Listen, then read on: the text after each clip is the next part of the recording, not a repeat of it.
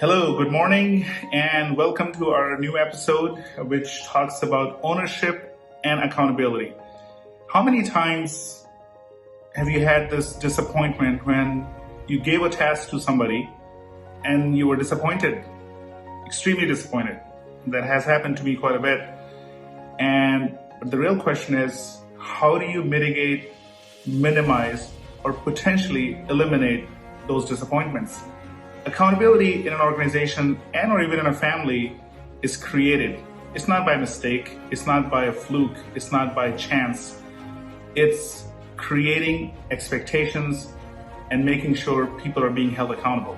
Now, we've heard a lot about it, but we never sometimes find out exactly how to do it. So let's take some notes. Today, the first thing you can do is what I call RREK. A good friend of mine, Don, taught me this, and I'm grateful for him to bring this to my attention. RREK means roles, responsibilities, expectations, and key matrix. So what you do when you have a team or you have a company or you have a family, you clearly set the roles, who's going to do what and by when. And then you create responsibilities out of those roles. And from those roles and responsibilities comes the expectations. Oftentimes, I just give my employees a blank piece of paper and I ask them a question, which is, what can I expect from you? And I let them write it. I don't intercept, I don't interject, I don't try to give them pointers.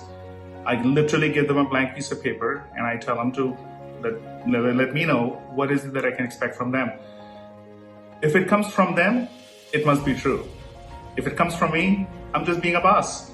So key matrix is driven by RREK, roles, responsibilities, expectations, and then the key matrix as to how you're going to monitor those areas of performance. You need to let them know that I need the sales to be up by 25% by the year end 2021. And or you need to bring me 4 different accounts by end of March and June and July. Oftentimes, if you give them a blank piece of paper and they're writing their own expectations, there is no argument there. The second thing is you have to implement monthly and quarterly performance evaluation. Do it with your kids. Oftentimes things that I talk about, they're not just about corporate culture and or business settings. It's about a family. If you don't teach your kid early on what's the importance of a dollar or money, and don't get them budget oriented, how do you expect them to ever face difficult situations and scenarios? You teach them early on what it means to stretch the dollar and get them into ledger and accountability and giving and charity, which is what I've done with my kids. So implement a monthly and quarterly goal is very important because you can take all those performance metrics and you have a milestone checkup point to make sure everything is on target. And if you need to make some changes, you can do that. And the last one is have your employees write their own jobs. It's they know what they're doing, what they're coming for.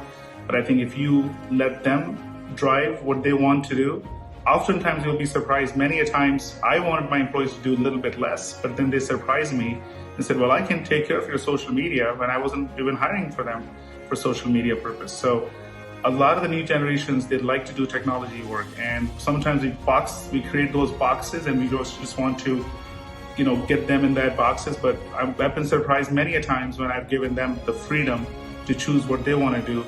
And not only they do what I want them to do, but also they do what they want to do.